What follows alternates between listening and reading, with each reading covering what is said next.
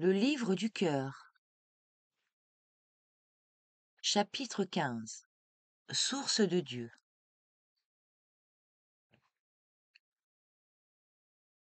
De quelle manière l'être humain peut-il rétablir, avec la sublime et éternelle source de toute vie, les liens primordiaux que son indifférence a laissés se relâcher et se rompre? Par l'élévation personnelle, par le réveil des dons divins, déposés en lui, ainsi qu'en chaque être. De nombreuses méthodes peuvent être employées dans ce but, méthodes différentes suivant le degré d'éveil de la conscience supérieure de chacun, suivant le milieu dans lequel l'être est placé et doit se développer, suivant les conditions de climat, de culture, etc. Cependant, c'est la pure impulsion intérieure qui reste le principal facteur de réussite. Devant le désir fervent d'élévation de l'âme, tous les obstacles, toutes les faiblesses fondent comme la neige au soleil. Ce travail sacré de l'homme, qui se renouvelle, doit rester soigneusement caché aux profanes, car les critiques et les pensées négatives peuvent le contrarier et lui nuire. Le plan divin prévoit l'élévation humaine grâce à l'union de tout l'être avec la source de vie totale, parfaite. Pour cela, le premier et le plus puissant moyen est le développement de l'amour dans le cœur et dans l'âme de l'être humain. C'est la science suprême que chacun est appelé à étudier et à appliquer. L'élève doit rechercher et découvrir personnellement la méthode la mieux appropriée au développement de l'amour en lui-même. La venue de la lumière pourra être facilitée par la formule suivante que l'élève répétera le matin, à midi et le soir. Dieu est amour, Dieu est sagesse totale, Dieu est toute douceur.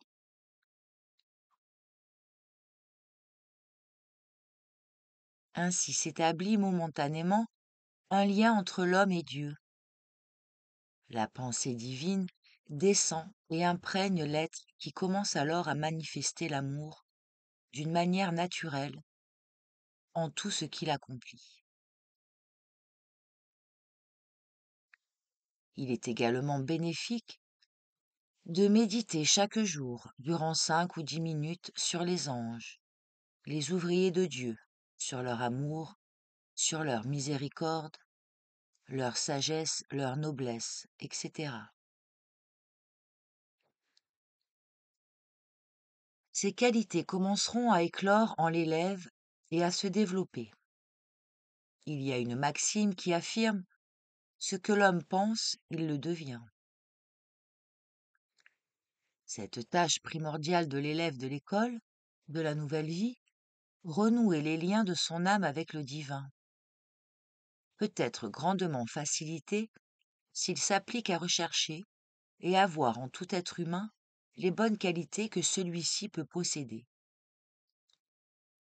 à découvrir au moins un bon trait en chacun. S'il n'en trouve aucun, que l'élève alors se dise: ce qu'il y a tout de même de bon en cette personne, c'est que Dieu est aussi en elle. Plus il coule d'eau au travers de la source, plus elle se purifie. Le disciple prie souvent pour sa pureté. C'est indispensable.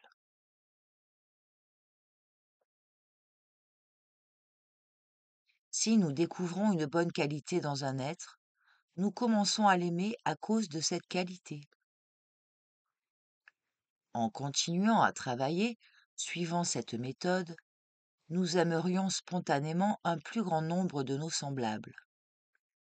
le cercle de notre amour s'élargira, et cela nous aidera beaucoup à nous rapprocher du but sublime.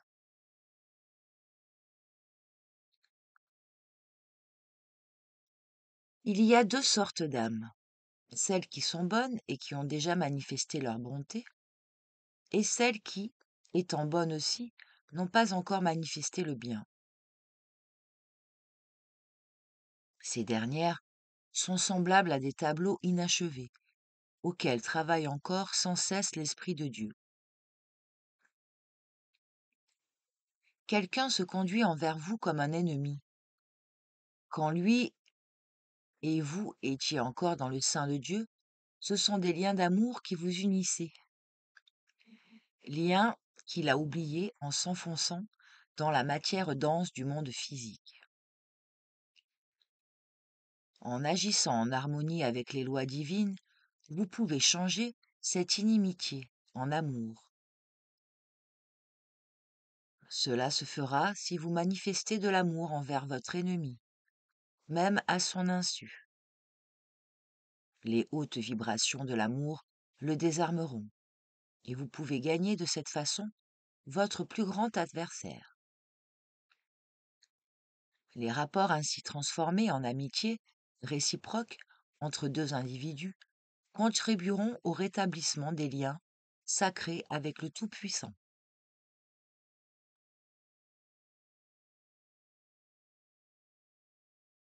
Chaque manifestation d'inimitié, d'hostilité éloigne la réalisation du grand idéal divin.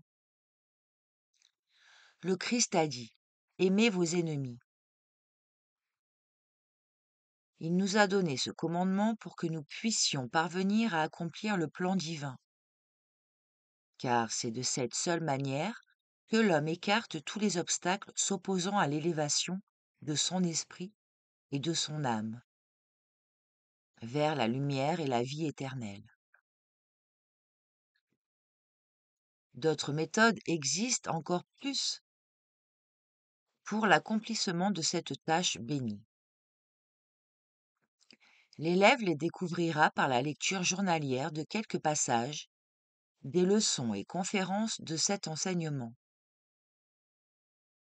qui permet à l'être humain de se réformer intégralement. Quand l'homme rétablit ses liens originels avec la source éternelle de toute vie, quand il apprend à aimer sincèrement tous les êtres, alors la nature vivante, elle aussi, change totalement ses rapports avec lui-même. La loi dit en effet que l'amour de l'homme pour tous ses semblables change les relations de Dieu et celles de la nature, hautement intelligente et équitable envers cet homme. Le rétablissement des liens de nos âmes avec le divin ne peut se faire à la même époque pour toutes les âmes humaines, parce que les êtres se trouvent à des degrés inégaux dans leur développement. Dans toute l'immense création, il n'y a pas deux âmes qui soient absolument semblables. Quand apparaît dans l'une un souvenir même confus de ces lointains liens sacrés, ou même simplement le désir de travailler dans ce sens, d'autres continuent à vivre en plein oubli, dans la matière dense. Mais ces âmes finiront aussi par s'éveiller et par s'épanouir. Dieu est toute patience et amour pour ses enfants. L'impulsion de chaque être humain doit être de reconquérir la condition de liberté et de lumière qui était la sienne alors qu'il était encore en Dieu. Par cette impulsion bénie, il accélère son évolution humaine sur la terre, et cela ne l'empêche nullement de continuer à œuvrer pour son propre progrès, dans tous les domaines, mais au contraire, cela l'aidera puissamment à s'élever lui-même, à réussir et à servir utilement son entourage et son prochain. La source de la vie est l'amour. L'amour apporte la plénitude de la vie. Je soutiens qu'il ne sortira rien de celui qui ne peut voir le Christ. Cependant, pour que l'homme puisse le voir, il faut qu'il ait un entendement, un cœur, une âme et un esprit semblable au sien.